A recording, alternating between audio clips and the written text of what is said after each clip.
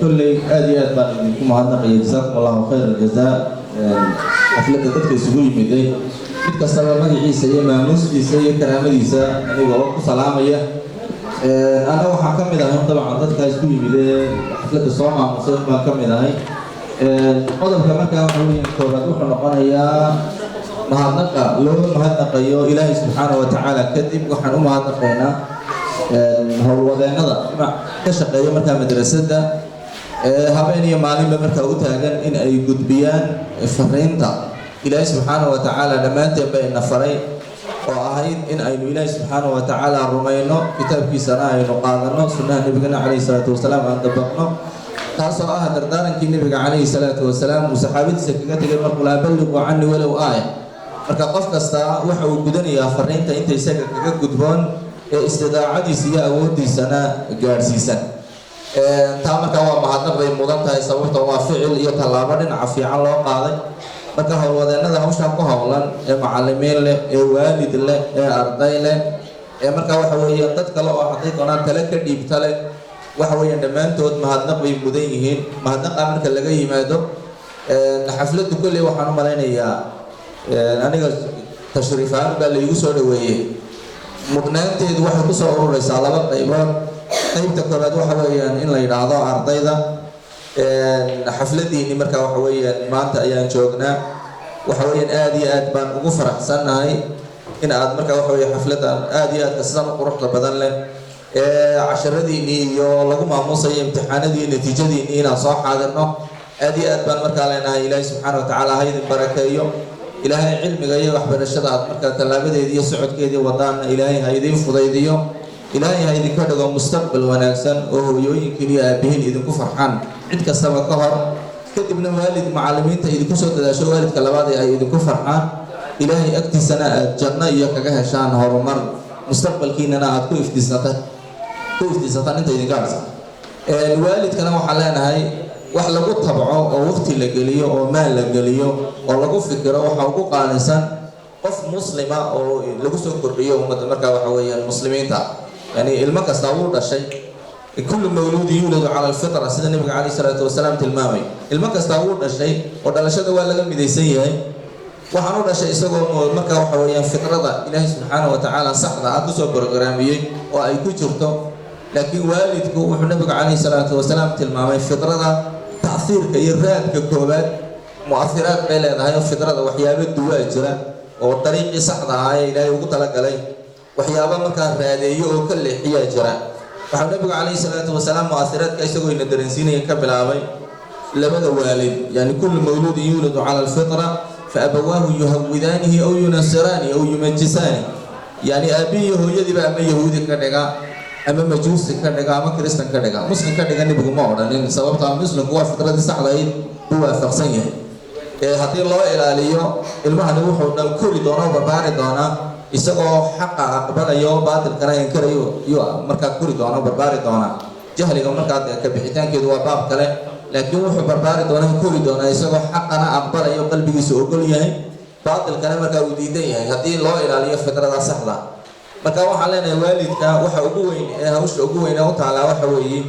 inuu soo saaro ilmo muslima ilmihii dhalashadii way ka wadaagaan gaal iyo muslimba laakiin ilmo fitradiisa loo ilaaliyay oo talaabooyinkiisa la saxay oo dariiqa xaqa Allah baray oo ilaahay rasuulka la baray oo ka iimaanka la xifdisiyay oo bulshada waslad wanaagsan oo waxtar leh inuu noqdo lagu barbaariyay waa hawlaha ugu muhiimsan ee waalidku qaban karo waalidka arrinka garanaya tallaabooyinka wada ee la tafaaculaya ilmihiisa ama inantiisa doonaya inay noqdo xubin wanaagsan oo ilaahay subxaanahu wa tacaala caabuda oo ummadda ixtiraamta oo waalidka ixtiraamta oo ubadka kale la nooshay ixtiraamta oo mustaqbalkeeda ka talisa oo dhinaca fiican ka wada waalidka hawsha ku jirana wuxuu mudaya isaguna hambaliyu mudaya waxa leenahay waalidka hawsha gartay ilaahay subxaanahu wa tacaala miisaanka xasanaadka ugu daro tabaca ugu wanaagsan bay markaa ku jiraan intay adduunyada joogaanna way ku nasan doonaan halka ubad fara badan ay xabagta cabayaan ee ay suuqa galayaan ee laga yaabo inay rabshad yihiin oo ay adduunyadu ciriga dhulkuba ay leeyihiin wariyaan naga dulqaada oo laga nasanayo maalintuu dhasho mustaraaxu minhu noqonayo laga nasanayo la odhanayo ilaah baa na dhaafiyey isagoo ilmahagaasi adiga wuxuu noqon doonaa ilmo wanaagsan ومركز أركتي سجوا مسائل كجلي أد فرحضو قلبك أو قبوبه وما أنت أركتي سجوا قرآن أخري أد فرحضو قلبك أو كل نصده وما أنت أركتي سجوا 10 ونكسن دينا ونكسن كوضع نلاش مركز أركتو قلبي هندكتو مركز إمتى الدنيا كتكتو هدي وإلهي قدرين يسوق قادم بيانا وحنا قدرنا حبين ونكسن وميزانك حسنات كون صعدوا نقدرنا وحنبغى المامية إذا مات ابن آدم ينقطع عمله إلى من 3 ابن آدم كمركور دنتو عمل كيس مركور وقع صدق مويا أنا واحد كم إذا هاي ولد صالح يدعو له يعني الماء ونكسن الدنيا كتكتو صالح وحل قوضا ونكسن وإس كيس هو ونكسن وإلهي كتاب كيس هايستا وطريق النبي عليه الصلاة والسلام هايستا ووصلت ونكسنا وهو تلابوين كيس هذا الكيس يدقن كيس سوبين هاي adiga ku garanaya ixtiraamkaaga oo joogitaankaaga kugu ixtiraami jiro dhimashadaada u soo ducaynaya oo wanaag akhriyaya oo amal wanaagsan sameynaya oo waliba inta ku daray yadcuu lahu inuu soo duceeyo hadii marka xubintaasi aad adduunka dushiisa kaga tagto waxay ka dhigan tahay in cumrigaagu dheeraanayo hadii aad ilaahay ku qadarayna 90 sanadood ama 150 sanadood isagana ilaahay uu qadaray inuu 120 sanadood dabadaasi noolaado waxay ka dhigan tahay cumrigaagii uu dheeraaday amalkaagii uu batay iyaduna marka waxyaabaha lagu daalay kamid waana meelaha la isku dhaafo xaqiiqatan ilaahina subhanahu wa ta'ala ay tahay inaan weydiisano inuu inaga dhigo walad baariyo waalidkeena xuquuqdiisa garta waladkeena ka dhigo awlaad baariyana oo xuquuqdeena garta oo inoo soo duceeya taas ilmaheena aan ka sugayno inagana waalidkeena bay inaga sugayaan marka inaga lafteena inagoo waalida oo ubad inoo joogo oo ubadkeena marka doonayna inaan saxno waxaan ubadkeena ku saxayna waa inaguna la fahayna ka bilaawno hooyooyinkeen iyo aabayaashin iyo awooyaashin iyo ayeeyooyinkeen dadka aynu ka soo jeedna inaan xasuusano waayo xuquuqda ilmahaaga ka sugaysay iyaguba kugu leeyihiin oo ilmahoodii baa tahay marka walad saalix adigu oo xasuusno hooyada iyo aabaha ilmahaagana ilaahay subxaanahu wa ta'ala fadligiisa saalix buu kaaga dhigi doonaa marka waxaan ku soo gabagabeynayaa waalidka hawshaa gartay ee ardada noocan soo barbaariyay ilmahoodii ku tabcay marka waxa weeye muruq iyo maal bay isugu daray meelaha waxbarashada geeyay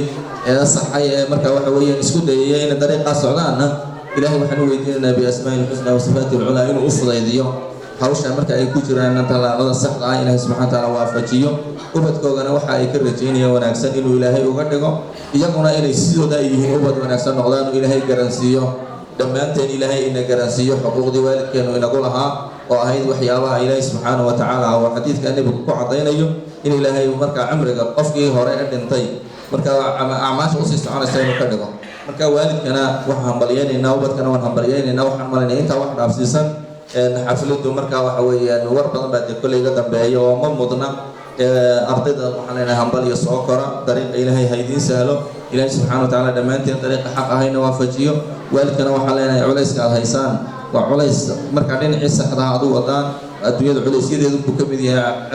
ciqaab kale ma aha ilaahay waalidkeena inoo hagaajiyo inagana ilaahay waalidkooda xuquuqdiisa ku gartaa inaga dhigantaasaan kusoo gabagabeynaya billahi tawfiiq. Assalaamu calaykum wa rahmatullah.